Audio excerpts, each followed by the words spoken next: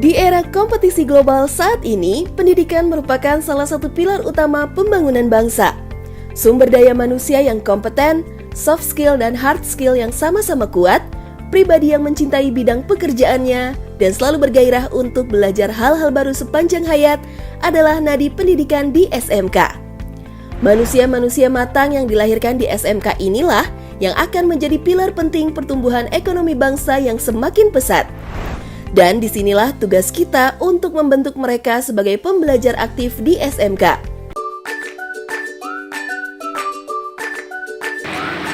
Jadi, apa itu SMKPK? SMKPK atau kita sebut sebagai SMK Pusat Keunggulan merupakan sebuah program pengembangan sekolah menengah kejuruan atau kita sebut sebagai SMK dengan kompetensi keahlian tertentu dalam bidang peningkatan kualitas dan kinerja yang diperlukan melalui kemitraan dan penyelarasan dengan dunia usaha, dunia industri, dan dunia kerja. Tujuan dari program ini adalah mewujudkan pengembangan SMK dengan program keahlian tertentu sehingga terdapat peningkatan dan kualitas kinerja. SMK Pusat Keunggulan diharapkan menjadi SMK rujukan yang dapat berfungsi sebagai pusat peningkatan kualitas dan kinerja SMK lainnya. Apa tujuan dari SMK Pusat Keunggulan?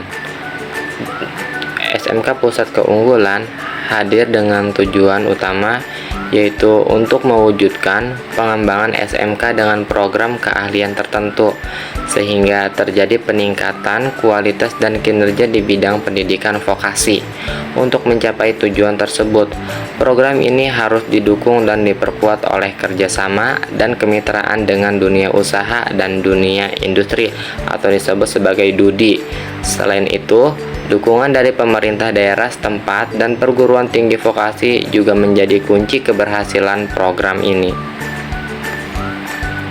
Nah, berikut ini adalah perjalanan revitalisasi SMK Pusat Kejuruan.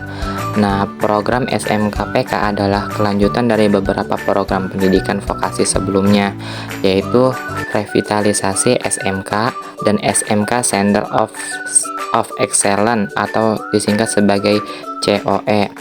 Nah, yang pertama yaitu ada revitalisasi SMK. Nah, program ini merupakan program revitalisasi SMK yang difokuskan pada pemberian insentif bantuan fisik bagi SMK dalam 5 sektor prioritas, yaitu ada sektor pariwisata, maritim, industri kreatif, pertanian, dan teknologi. Program ini melibatkan peran aktif pemerintah daerah setempat. Nah, yang kedua yaitu ada SMK Center of Excellence. Nah, yang disingkat sebagai COE.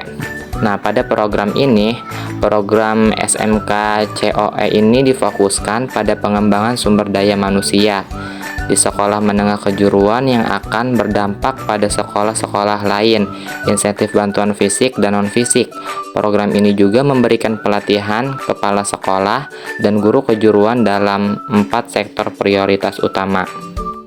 SMKPK ini memiliki prioritas pada bidang tertentu, seperti di sini terdapat ada 4 bidang yang menjadi fokus sektor prioritas SMK Pusat Unggulan.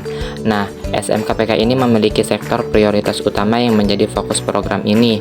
Nah, yang pertama di sini itu ada terdapat permesinan dan konstruksi, di mana fokus pada pengembangan keahlian di bidang permesinan dan konstruksi untuk menciptakan tenaga kerja yang terampil dan industri ini.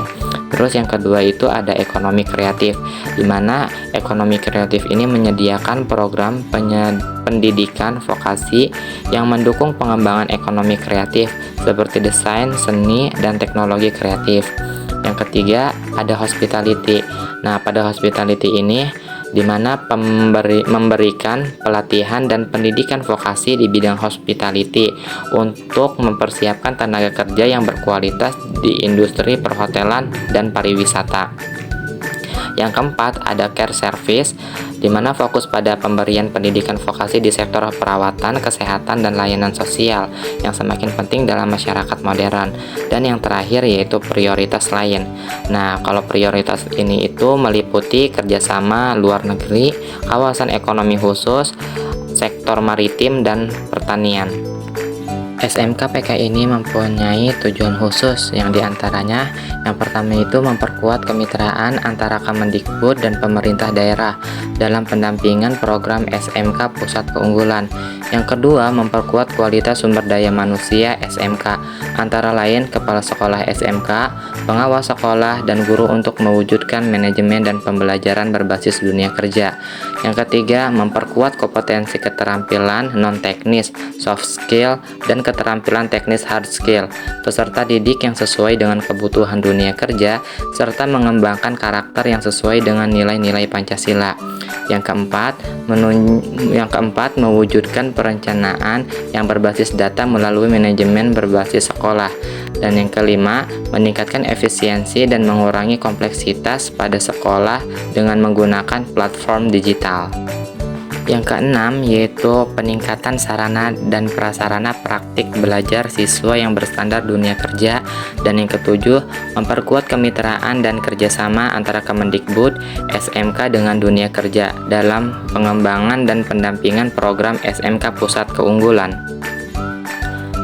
Nah, langkah yang digunakan untuk mencapai sekolah pusat keunggulan yaitu ada beberapa langkah. Yang pertama yaitu ada akselerasi pelatihan upskilling dan reskilling guru. Pelatihan ini bertujuan untuk memastikan kompetensi guru kejuruan meningkat sesuai dengan standar dunia usaha dan dunia industri yang disingkat sebagai DUDI. Yang kedua yaitu ada kurikulum berbasis problem based learning atau kita singkat sebagai PBL dan soft skill.